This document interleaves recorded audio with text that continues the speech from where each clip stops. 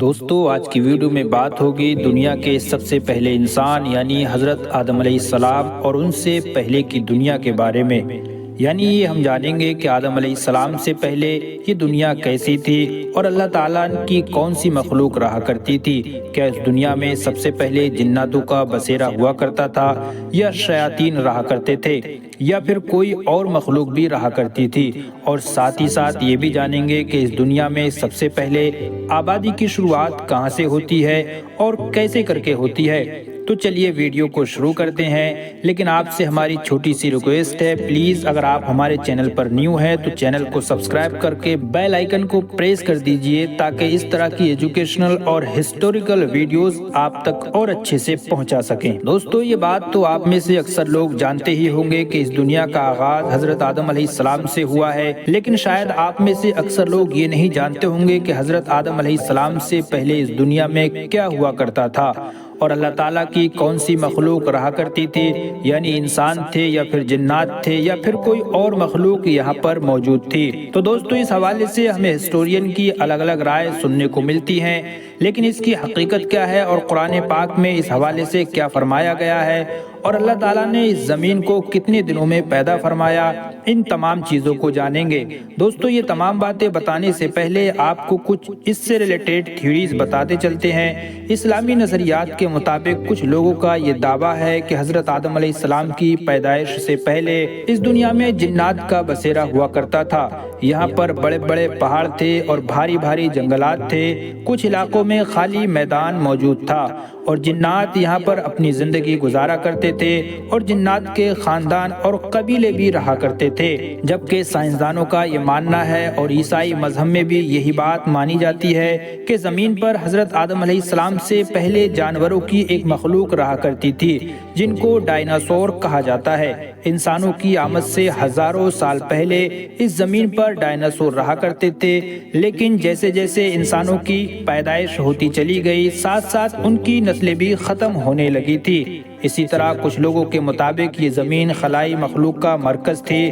مطلب یہ ہوا کہ اس زمین اور آسمان کے نیچے انسانوں کے علاوہ کوئی دوسری ہی مخلوق رہا کرتی تھی۔ دوستو ان ساری باتوں کی حقیقت کیا ہے اور ان چیزوں کو لے کر اللہ تعالیٰ نے قرآن میں کیا فرمایا ہے، تو ہم آپ کو بتاتے ہیں کہ اس دنیا کو اللہ رب العزت نے کتنے دنوں میں پیدا فرمایا۔ دوستو قرآن کی سورہ اعراف آیت نمبر 24 میں اللہ تعالیٰ ارشاد فرماتا ہے کہ بے شک تمہارا رب اللہ ہے جس نے آسمان اور زمین 6 دن میں بنائے، پھر عرش پہ جلوہ فرمایا جیسا کہ اس کی شان کے لائق ہے۔ رات دن کو ایک دوسرے پہ ڈھانپ دیتا ہے کہ ایک دوسرے کے پیچھے جلد جلد چلا آ رہا ہے، اور اس نے سورج، چاند اور ستاروں کو بنایا اس حال میں کہ سب اسی کے حکم کے پابند ہیں اور تمام کاموں میں تصرف کرنا اسی کے لائق ہے۔ اللہ بڑی برکت والا ہے جو سارے جہانوں کا رب ہے۔ تو دوستو اس آیت کا ترجمہ سننے کے بعد آپ کو یہ بات تو معلوم ہو جانا چاہیے کہ اللہ رب العزت نے اس زمین اور آسمان کو صرف 6 دنوں میں پیدا فرمایا،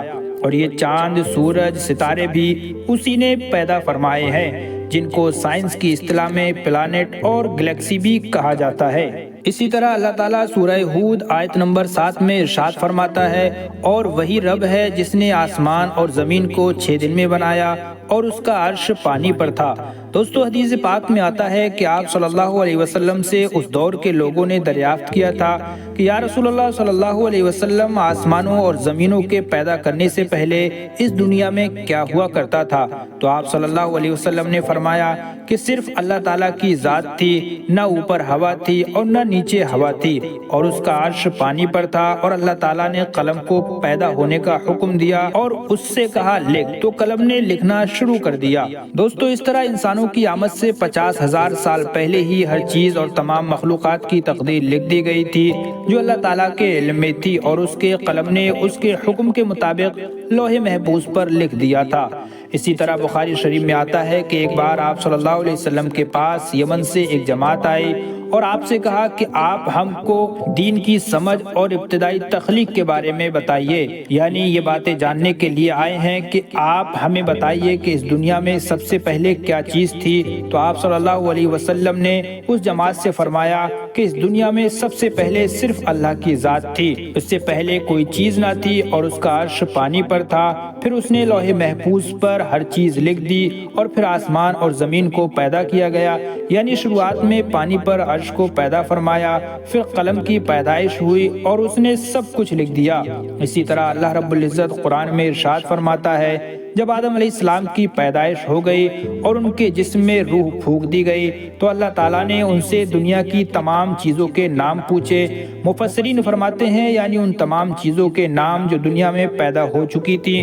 اور کل قیامت تک پیدا ہونے والی ہیں۔ دوستو، علماء کرام فرماتے ہیں کہ قلم کے فوراً بعد لوح محفوظ کو پیدا کیا گیا اور اس کے بعد کائنات کی باقی مخلوقات کو، پھر آسمان کو، پھر زمین کو پیدا کیا گیا تھا۔ اسی طرح حضرت ابو ہریرہ رضی اللہ تعالیٰ عنہ سے روایت ہے کہ جب نبی کریم صلی اللہ علیہ وسلم سے دنیا میں چیزوں کے پیدا ہونے کے بارے میں پوچھا گیا، یعنی کون سی چیز پہلے پیدا ہوئی اور کون سی بعد میں، تو انہوں نے میرا ہاتھ تھاما اور کہا کہ اللہ تعالیٰ نے جب دنیا بنائی تو اس کی ترتیب کچھ اس طرح سے تھی کہ ہفتے والے دن مٹی پیدا کی گئی اور اس کے بعد اتوار یعنی سنڈے کو پہاڑ پیدا کیے گئے اور پیر یعنی منڈے کو درخت پیدا کیے گئے اور منگل والے دن کیڑے مکوڑے اور طرح طرح کی بیماریاں پیدا کی گئیں اور بدھ والے دن نور یعنی روشنی پیدا کی گئی اور جمعرات کو تمام چوپائے یعنی جانور پیدا کیے گئے اور جمعہ کی مبارک دن سے رات کے درمیان کے لمحات میں حضرت آدم علیہ السلام کو پیدا کیا گیا اور جناتوں کو ہزاروں سال پہلے ہی آگ سے پیدا کر دیا گیا تھا۔ اس طرح سے یہ دنیا وجود میں آئی اور حضرت آدم علیہ السلام زمین پر تشریف لائے اور اس کے بعد ان سے تمام نسل چلی، اور یہ نسل کیسے چلی اس کی بھی ایک عجیب و غریب تاریخ ہے، کیونکہ حضرت آدم علیہ السلام کی ایک اولاد صبح میں ہوتی، ایک اولاد شام میں ہوتی تھی، پھر دوسری اولاد سے ان کا نکاح کر دیا جاتا تھا۔ دوستو، تاریخ کے اس واقعے کو کسی دوسری ویڈیو میں بیان کریں گے، تب تک کے لیے آپ ہمارے چینل سے جڑے رہیے۔